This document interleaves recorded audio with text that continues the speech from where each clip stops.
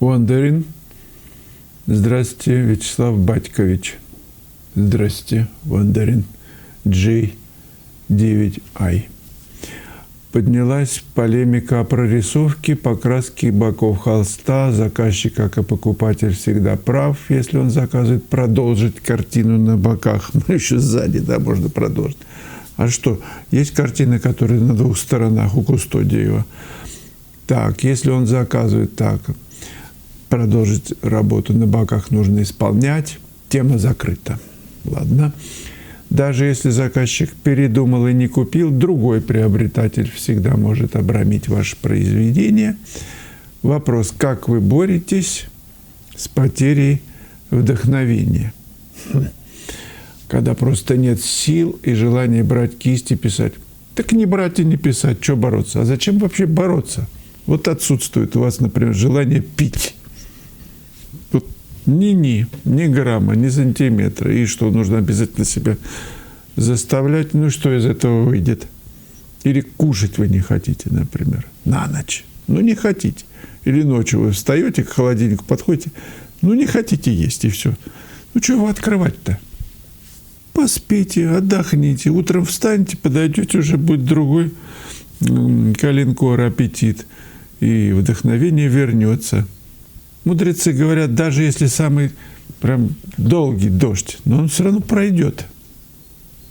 Придет вдохновение. Ну, посмотрите хорошо, журнальчики полистайте, любимых художников, в музей сходите, на выставку. Как правило, она тут же возникает, когда смотришь великие-то сейчас тоже, в принципе, вот подумайте. Вот сейчас каждый из художников работает. Ну, из тех, кто вам люб. Вы не работаете. Ну и что? Вот что изменилось или изменится? У него тоже такой будет период, когда он сядет и будет думать, нет вдохновения, что делать? Мама, надо обязательно бежать куда-то. Не надо. Сарочка, однажды гости в моей мастерской сказали, ого, сколько картин. После я посчитала, ну, штук так 55. Разве это много? Один знакомый сказал, что 500. А если не секрет, сколько у вас? А у других ребят отпишитесь, пожалуйста. Понимаю, многие скажут, нечего копить, продавай, ребят.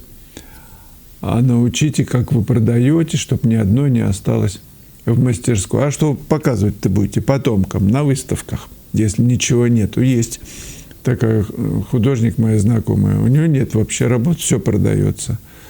Она сейчас в Калининграде живет. Ну и что? А показать нечего.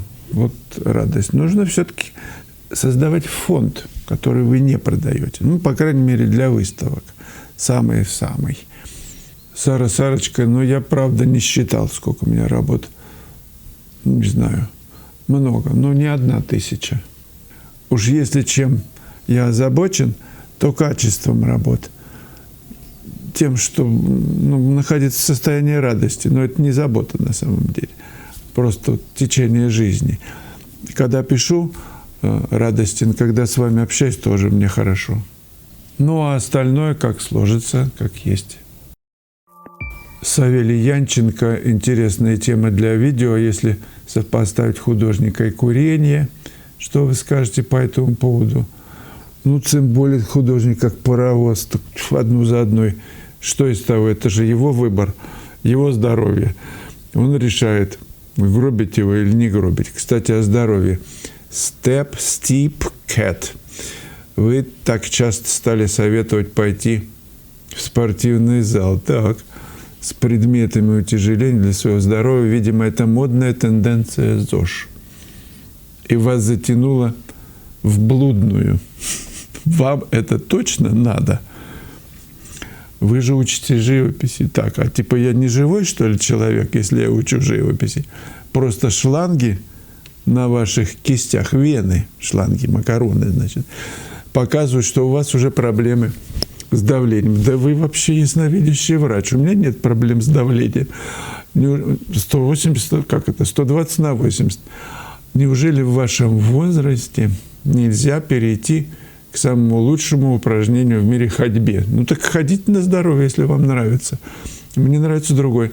Вы действительно верите, что ваши силовые нагрузки в спортзале принесут вам пользу в ваши 66 лет? Вы ради ЗОЖа рекламных тенденций готовы рискнуть своим здоровьем? Так, ну, в общем, вот на эту тему, да.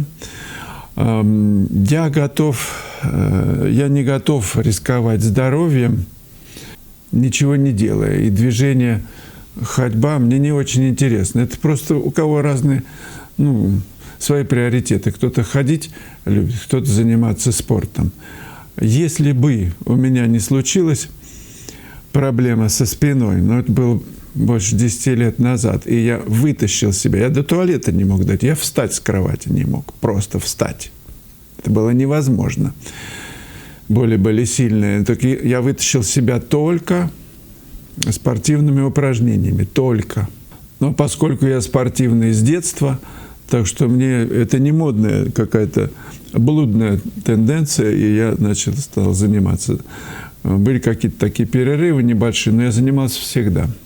И главная задача для того, чтобы быть в форме. И я понял давно, что я буду заниматься всегда, сколько хватит сил. Это не значит, что я поднимаю тяжелые, большие веса. Нет, я на маленьких работаю, на многоповторке. Тот, кто ходит в зал, меня понимает. Тот, кто не ходит, никогда, видимо, не поймет. Потому что радость телесная, которую ты получаешь каждый день от тренировки, она запредельная, она выше алкогольной радости. Просто здоровье достигается заботой и трудом ежедневным. Но он такой радостный труд. Вот что бы я делал, был ли бы я вообще, если бы я не занимался, вот это риск. Друзья, вот-вот на подходе новый курс живописи. Я писал старый причал в Гурзуфе. Все готово, технические работы на сайте ведутся, и вы прям вот-вот скоро можете зайти и с ним познакомиться. Я чуть позже расскажу, из чего и как он там состоит. Но я писал маслом, акварелью, разные композиционные решения выбирал. Все вам будет доступно прям, совсем скоро. Виктория Ковалева. А вот интересно, кто вообще уполномочен решать, какая картина хорошая, какая плохая, какая достойна музея, какая нет, и какие знания нужны, чтобы оценить картину. Ведь если исходить с точки зрения нравится, не нравится, то это чисто субъективно. Конечно. Но как оценить картину объективно и какие вообще критерии оценки? Да, интересный вопрос, ребята. Кто работает в этой области принятия решений, подскажите. Ведь, согласитесь, часто нам что-то не нравится просто от недостатка знаний или наоборот. То, что нравится, может оказаться банально навязанным. Особенно это касается современной живописи. Да всего касается нашей жизни. Куда ни посмотри, много чего навязано. И у нас очень мало сил, чтобы это изменить. Но делаем по возможности каждый все, что может. Посмотрите, какие работы отбираются кураторами, например, на выставке современной. Походите. Долго вы выдержите. Я прошу у вас помощи. Не знаю, как отбираются работы в музее. Понятия не имею. Но тема очень интересная. Подскажите, кто знает. Виталий, 75. Сегодня интернет полон оскорбительных комментариев и оскорбительных ответов и реакций. Публикующим такое. Есть чему поучиться у вас. Вы так спокойно и тактично отвечаете желающим вас уколоть, что это вызывает восхищение. Спасибо, Виталий. А чего ж обижаться? Один вопрос. Никогда не заходил на Бусти. Так зайдите. Не представляю, что это такое. Вот сейчас появится QR-код, либо ссылка в описании. Тыкните. Ничего там страшного нет. Никто вас деньги никуда ничего не спишет. Просто зайдите, посмотрите, как все устроено. Какая хотя бы ориентировочная цена подписки. Там есть вообще нулевая. Какой-то материал для свободных прозрений, воззрений, видений.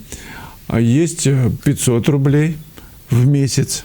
Это уровень базовой подписки, где каждый день вы получаете какую-то новую информацию, которая меня интересует, которую я нигде не выкладываю. И вы видите, как я пишу работы, какие-то наброски делаю, эскизы, ну и так далее. Вы там все увидите и все прочтете. Есть профессиональный уровень 1000 рублей, есть творческий уровень 2000 рублей. Ну, в общем, это поддержка для меня, для моей деятельности от вас. А я выкладываю вам то, что накопил знания и то, как я работаю. Только что я выложил ролик новый на Бусти, так что заходите в гости. Reading Girl. Выцветает ли со временем темпера Невской палитры? Да, похоже, она высокого качества, так что я не наблюдал никакого выцветания. И очень люблю ее. Современный такой хороший материал. Михайлош. Ладно, убедил. Больше не буду мазню оскорблять. Хотя сам рисую, и мне кажется, все мазня, а людям нравится. Но я вижу все ошибки, а с моей внимательностью это прям очень заметно глазу. У меня ошибки или у вас? Ну, если у меня, скажите, буду исправлять. Если у вас тоже исправляйте, тоже скажите. Влад ЮВ. Если не хочешь, чтобы подсматривали, ну, когда пишешь на этюдах, там, ну, на пленэре, люди подсматривают, да, вот Влад советует, назначьте цену на просмотр 200 р, а можно больше. Сразу, можно на футболке прям написать, сзади там, разные там приколы пишут. Так, сразу у всех охота отобьется, напишите, повесьте просмотр 200 р, никто близко не подойдет. А кто-то писал сзади, представляете, вы работаете, художник написано, да, я художник, да, что-то там пью, или что-то налейте. Ну, разные можно придумать такие потешные вещи. Сайт можно написать. Вот вы сейчас досмотрели до этого места. Если понравилось, поставьте лайк. Если не понравилось, не ставьте. Не надо ничего делать специально. Так что пока, задавайте вопросы. Счастливо.